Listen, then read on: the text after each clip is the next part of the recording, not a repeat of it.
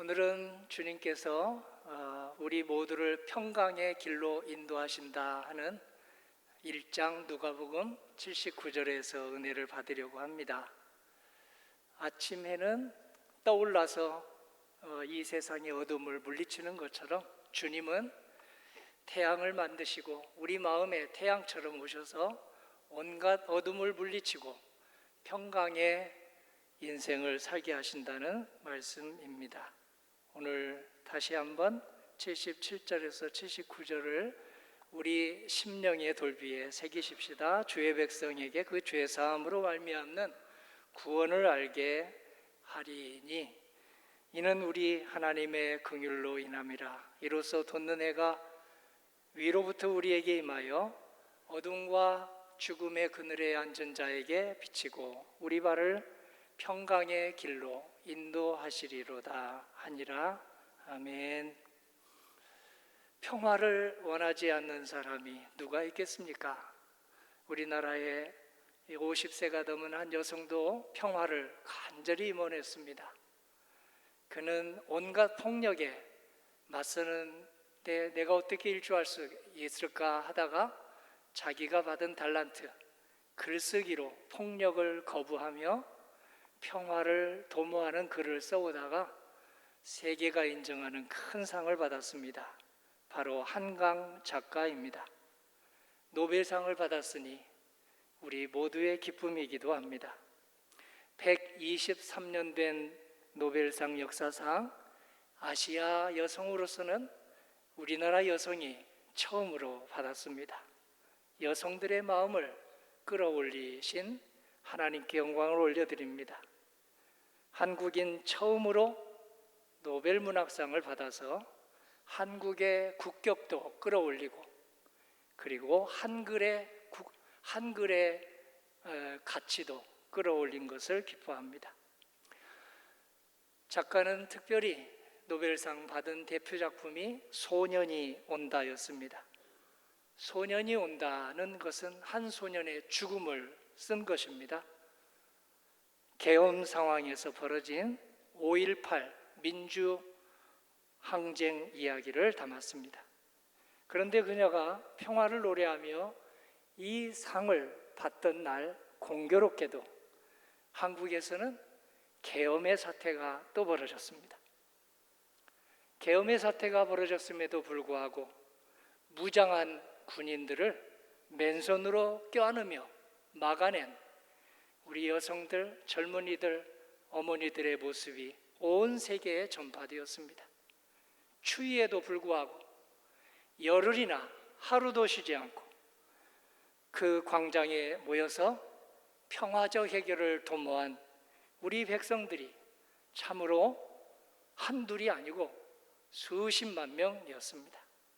다수 국민의 염원대로 민생과 외교가 조속히 안정이 되고 특별히 이 일로 불면과 불안과 트라우마를 겪은 이들이 오늘 하나님의 은혜로 속히 회복되기를 성도님과 함께 기원합니다.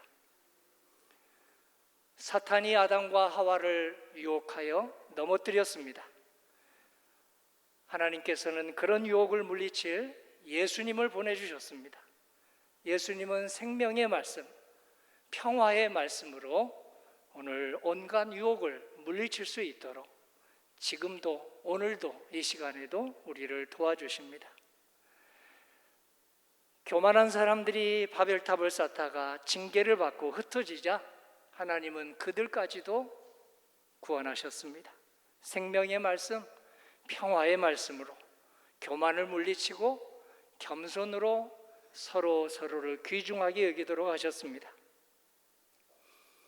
지금도 지구촌 곳곳에서 갈등과 분쟁이 계속되고 있습니다.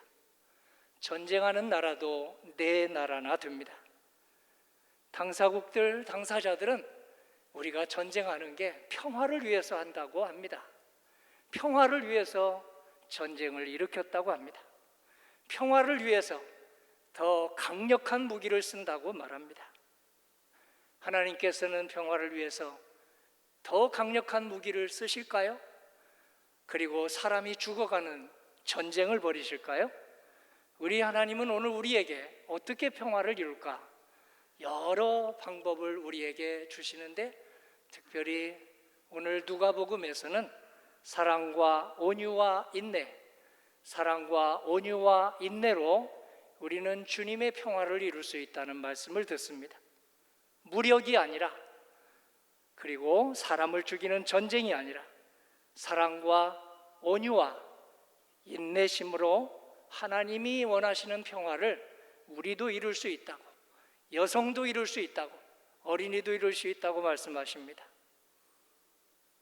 몸과 마음의 평화는 사랑과 온유와 인내로, 그리고 사회적 관계망도 사랑과 온유와 인내로 연결될 수 있다는 것을 우리 주님은 오늘 저희들에게 이렇게 말씀하십니다. 이사야 26장 3절입니다. 주께서 심지가 견고한 자를 평강하고 평강하도록 지키시리니 이는 그가 주를 신뢰함이니이다. 이사야 57장 19절입니다. 입술의 열매를 창조하는 자 여호와가 말하노라. 먼 데 있는 자에게든지 가까운 데 있는 자에게든지 평강이 있을지어다. 내가 그를 고치리라 하셨느니라. 우리 사는 세상은 깨닫든지 못 깨닫든지 촘촘하게 연결되어 있습니다. 그물망처럼 연결되어 있습니다. 나 혼자만의 평화는 있을 수가 없습니다. 나 혼자만의 평화는 가능하지 않습니다. 얼핏 생각하면 나 혼자 평안하면 되지, 나 혼자 잘 살면 되지 하는 이 각자 도생이 합리적인 것 같고 인생 성공하는 것 같지만, 각자 도생은 아비규환의 세상을 만들어내고 각자 도생으로 살아가면 자기와 다른 이들을 함부로 물어뜯는 지옥 세상을 만들어냅니다. 오늘 누군가를 계속 미워하면 그 미움이 쌓여서 얼마나 우리 심신이 불편합니까? 누군가를 계속 미워하면 그 미움이 상대방을 쳐서 쓰러뜨리기 전에 그 미움이 독이 되어서 나부터 공격한다는 것을 우리는 음으로 양으로 느낄 것입니다. 그러므로 예수님은 미움을 방치하지 말라고 하십니다. 적대감, 적개심도 방치하지 말라고 하십니다. 어떻게 하면 적개심을, 어떻게 하면 우리 마음속에 수시로 찾아오는 미움을 누그러뜨릴 수 있을까요? 정신의학에 의하면 선한 일에 집중해 보라고 합니다. 땀나는 운동을 해보라고 합니다. 오늘 이 크로마하프처럼 악기 연주를 하나씩 배워서 악기 연주에도 해보라고 합니다. 땀나는 운동을 하면, 선한 일에 무엇인가 나도 동참해 보면, 악기를 연주해 보면 오늘 그렇게 아주 신기하게 그 분노의 감정, 미움의 감정, 적개심이 누그러진다는 것을 오늘 정신의학 전문의들은 우리에게 적극 권유합니다. 특별히 화나게 한 사람이 나에게 잘해주었던 것 딱 한 가지만 있다 할지라도, 나를 너무너무 화나게 한 사람이 내게 잘해주었던 그 한 가지를 생각하며 감사합니다 하나님, 참 감사하지, 그 사람이 나에게 그렇게 잘해주었었지 하고 생각을 떠올려보고 감사 기도를 드리는 것도 미움과 적개심의 감정을 누그러뜨리는 방법이라고 권유합니다. 우리 주님은 어떻게 얘기하실까요? 우리에게 성령 충만하라고, 무엇보다도 성령 충만하라고. 땀나는 운동도 좋고 선한 일에 나서는 것도 좋고 악기를 한번 연주해 보는 것도 좋고 나를 힘들게 하는 사람이 내게 잘해줬던 것을 떠올리는 것도 좋은데, 그 모든 일을 성령 충만하면 더욱더 주님이 우리를 평강의 길로 인도하신다고 말씀하십니다. 요한복음 14장 26절입니다. 보혜사 곧 아버지께서 내 이름으로 보내실 성령, 그가 너희에게 모든 것을 가르치고 내가 너희에게 말한 모든 것을 생각나게 하리라. 평안을 너희에게 끼치노니 곧 나의 평안을 너희에게 주노라. 내가 너희에게 주는 것은 세상이 주는 것과 같지 아니하니라. 너희는 마음에 근심하지도 말고 두려워하지도 말라. 예수님은 이렇게 예수님의 영, 사랑의 영, 온유의 영, 인내심의 영을 우리에게 선물로 주시면서 환난을 이겨내라고 우리를 응원하십니다. 요한복음 16장 32절입니다. 내가 혼자 있는 것이 아니라 아버지께서 나와 함께 계시느니라. 이것을 너희에게 이르는 것은 너희로 내 안에서 평안을 누리게 하려 함이라. 세상에서는 너희가 환난을 당하라. 담대하라. 내가 세상을 이겼노라. 사랑과 온유와 인내심으로 이 땅에 평화를 선물하신 예수님께서 적대자들의 손에 의해 십자가에 돌아가셨습니다. 그러나 십자가 환난을 이기시고 부활하셨습니다. 부활하셔서 40일 동안 사람들을 만나셨습니다. 처음부터 가시는 날까지 계속 반복한 말씀은 한마디입니다. 너희에게 평화가 있을지어다. 요한복음 20장 19절입니다. 이날 곧 안식 후 첫날 저녁 때 제자들이 유대인들을 두려워하여 모인 곳에 문들을 닫았더니 예수께서 오사 가운데 서서 이르시되 너희에게 평강이 있을지어다. 이 말씀을 하시고 그들을 향하사 숨을 내쉬며 이르시되 성령을 받으라. 아멘. 이 시간에 주님이 주시는 성령을 아멘으로 우리 모두 받기를 소망합니다. 성령님은 사랑의 영입니다. 성령님은 온유함의 영입니다. 성령님은 인내심의 영입니다. 제자들에게 평강을 주신 예수님은 온유함으로 평강을 가정에서, 교회에서, 일터에서, 민족 한가운데서 이룰 수 있다고 하십니다. 마태복음 11장 29절입니다. 나는 마음이 온유하고 겸손하니 수고하고 무거운 짐진 자들아 나의 멍에를 메고 내게 배우라. 그리하면 너희 마음이 쉼을 얻으리니 이는 내 멍에는 쉽고 내 짐은 가벼움이라 하시니라.